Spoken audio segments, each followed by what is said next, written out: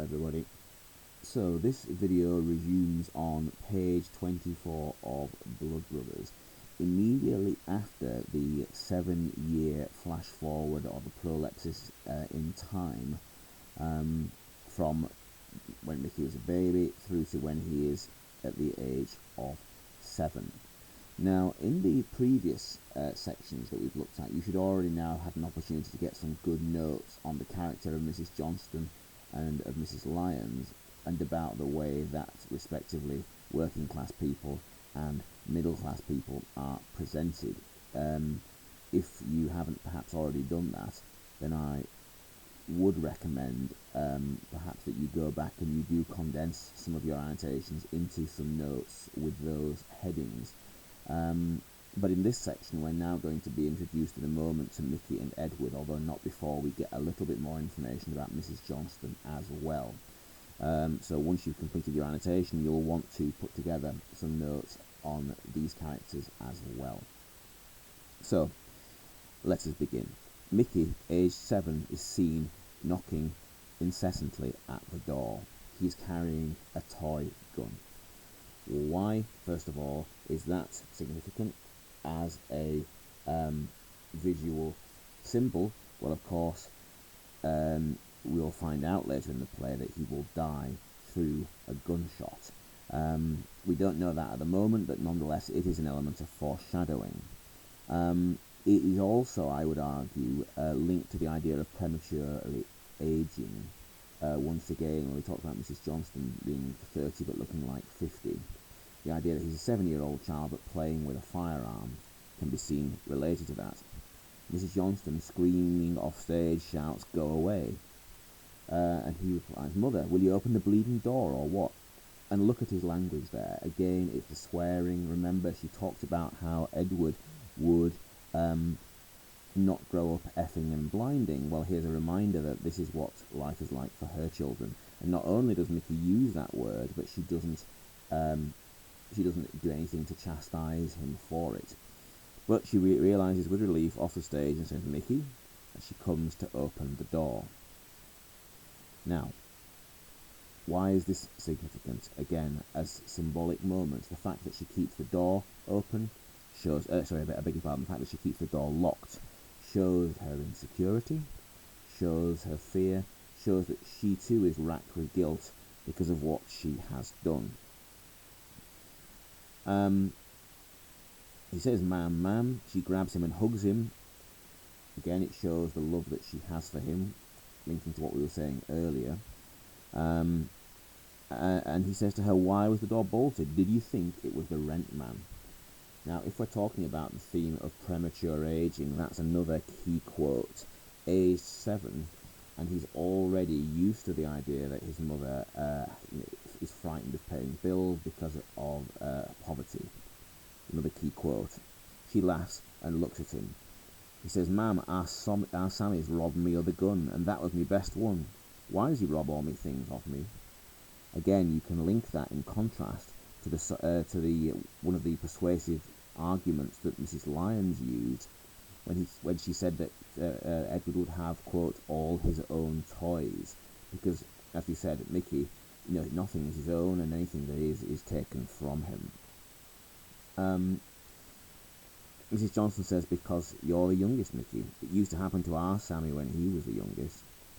And it's a reminder, of course, again, about the harshness of society, the harshness of a world where the weakest are preyed upon. We've already seen it with Mrs. Johnston being preyed upon by Mrs. Lyons. Now we're seeing Mickey being preyed upon by Sammy.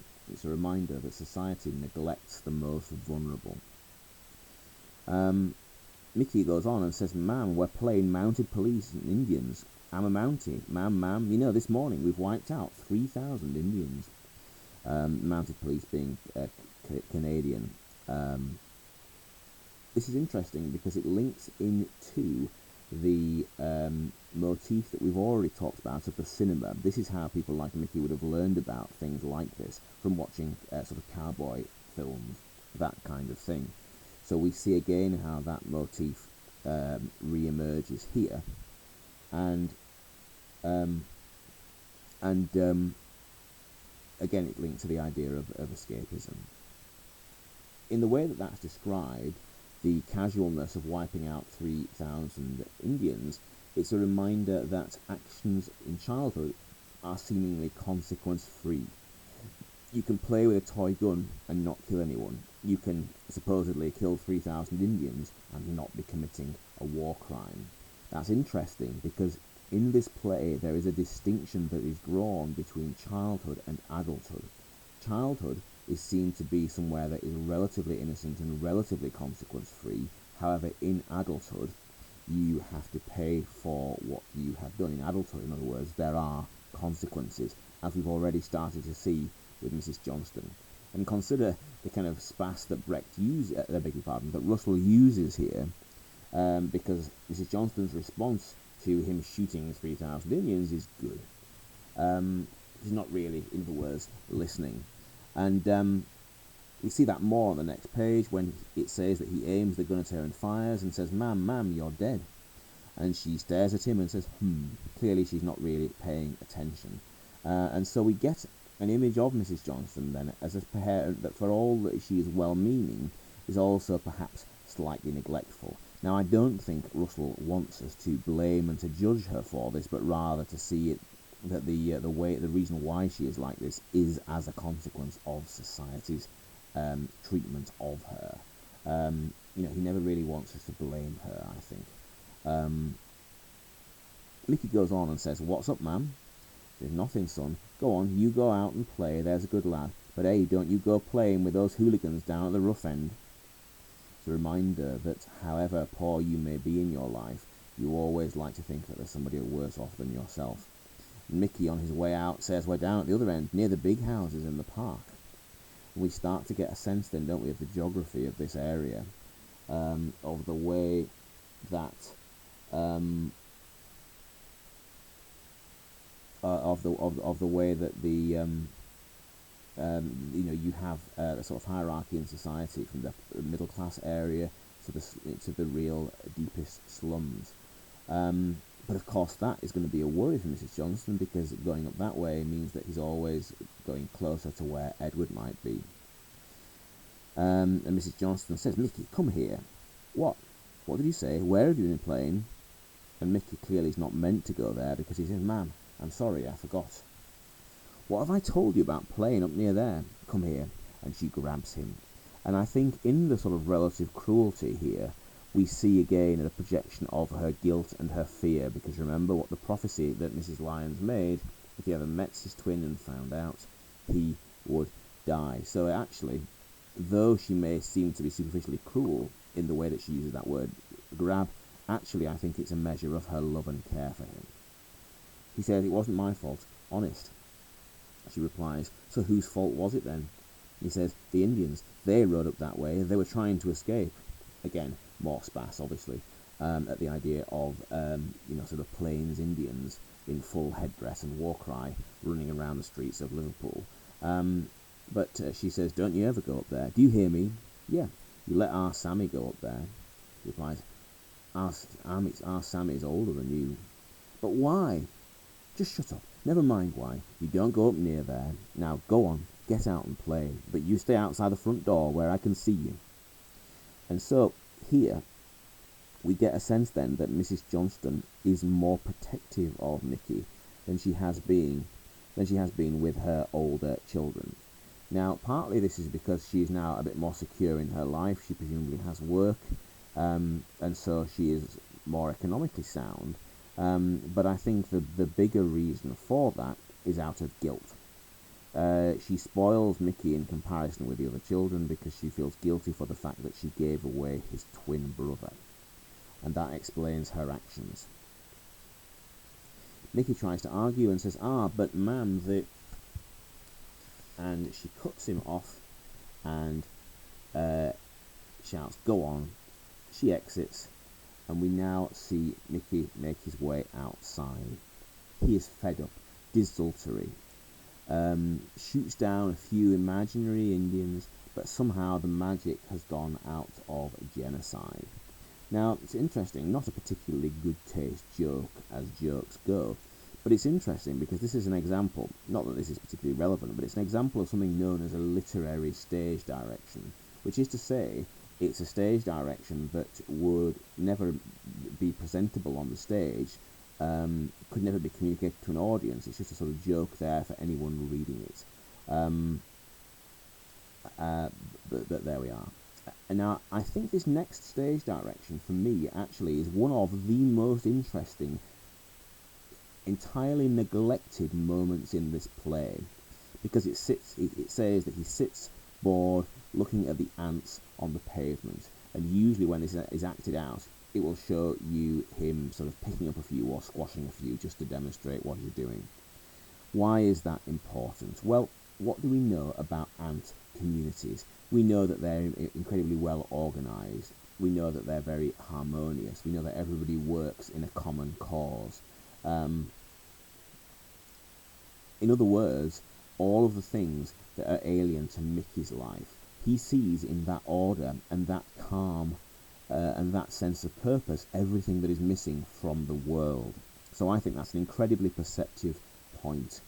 Why the ants are so significant. It's the sort of maximum juxtaposition between that and the chaos of his own life. Now, he recites then now a poem, which is one of the most famous sort of monologues in the play. And he says, I wish I was our Sammy. Our Sammy's nearly 10. He's got 2 worms and a catapult, and he's built an underground den. But I'm not allowed to go in there. I have to stay near the gate, because me mam says I'm only 7, but I'm not. I'm nearly 8. A little bit of spas there in this kind of childish illogic. Now, a few things that are worth saying about the character of Sammy, who of course is being introduced here and who will need to be another important character who will need a separate section in your notes. Now, clearly then he is a sort of role model for Mickey. In the absence of a male role model in his life, we get this idea that actually Sammy is the nearest thing to a sort of, to a male role model that he has. But we've already learned that Sammy is quite naughty, and we see this further here. Things like building a den, dangerous behaviour. The idea that he's got a catapult, a kind of a weapon. And this will be developed further in the further stanzas of this song. It goes on, I sometimes hate our Sammy, who robbed me toy car, you know. Now the wheels are missing and the tops broke off and the bleeding thing won't go. And he said when he took it, it was just like that, but it wasn't. It went dead straight. But you can't say nothing when you think you're 7 and you're not. You're nearly 8. Now, to add to Sammy's list of crimes then, here we have robbery. The idea that he steals toys from Mickey. And notice particularly the way that the toy car is described. The wheels are missing and the tops broke off. Contrast that to the image of happiness that we had earlier, a bike with both wheels on, and we see that Sammy is going to be a character who is going to be associated with is a character that is going to be associated with chaos and destruction. And structurally, through the course of this play, we'll see that the scale of his misdemeanors will only grow.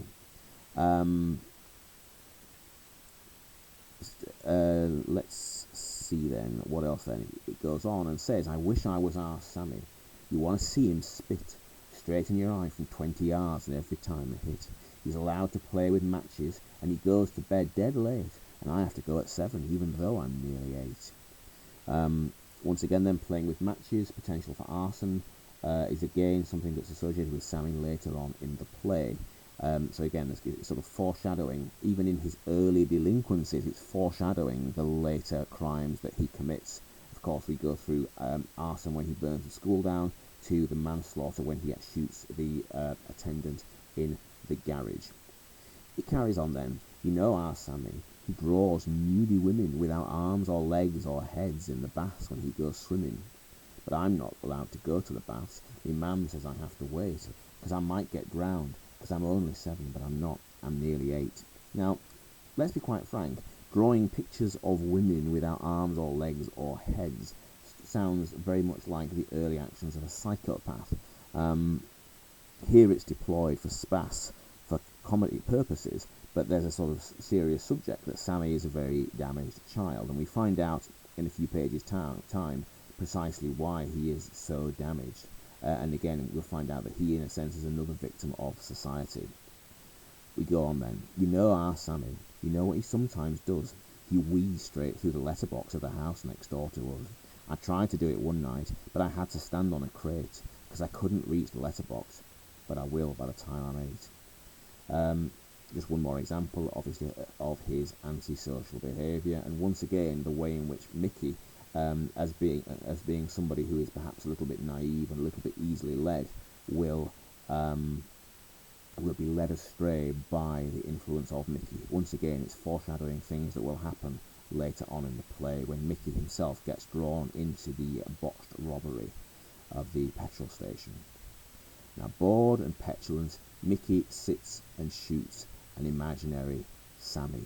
Now, we'll leave that there on page 27 so that in the next section we will meet the character of Edward as well, and we'll see how he is developed in contrast to Mickey. Thank you very much once again, and we'll resume in my next video.